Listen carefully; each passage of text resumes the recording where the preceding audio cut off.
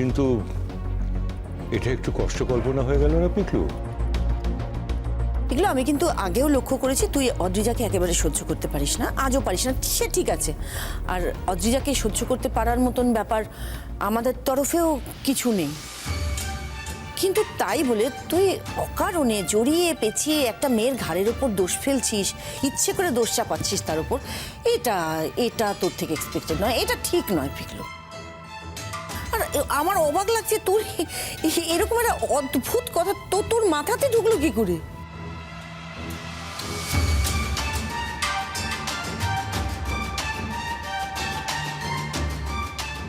পিকলু, তার মানে তুমি বলতে চাইছো যে অদ্রিজার সঙ্গে এই ছেলেটির বন্ধুত্ব আছে এবং সে অদ্রিজাকে চেনে এবং একই কলেজের সহপাঠী, এবং অদ্রিজা এই ছেলেটিকে কনভিন্স করেছে যাতে এই কাজটা ছেলেটি করে দেয়। তুমি এরকমই কোনো কথা বলতে চাইছো? এক্স্যাক্টলি আঙ্কেল, আমি এটাই বলতে চাইছি।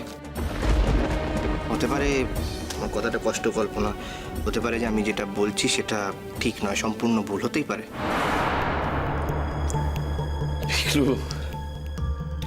একটা ক্রিমিনালের বাবা হওয়ার যে কি অপমান যন্ত্রণা তা প্রতিদিন বুঝতে পারছি। তো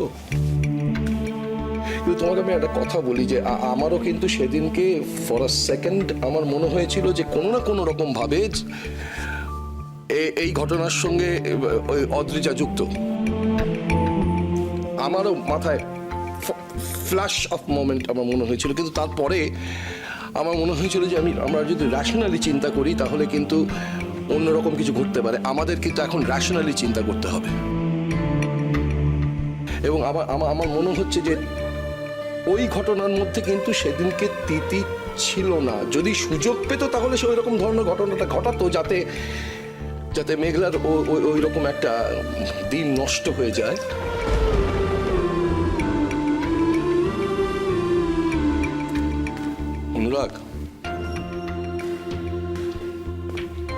অনুরাগ, আমার মনে হয় ও ভুল করেছে, ও ইচ্ছে করে এটা করেনি। আমি বলবো যে ওর অভিজ্ঞতা নেই, সেই কারণের জন্য কাজটা করেছে। প্লিজ। আর মেঘলা, তোমার একটা কথা বলি মেঘলা, তুমি এমন একটা পরিবারে এসেছো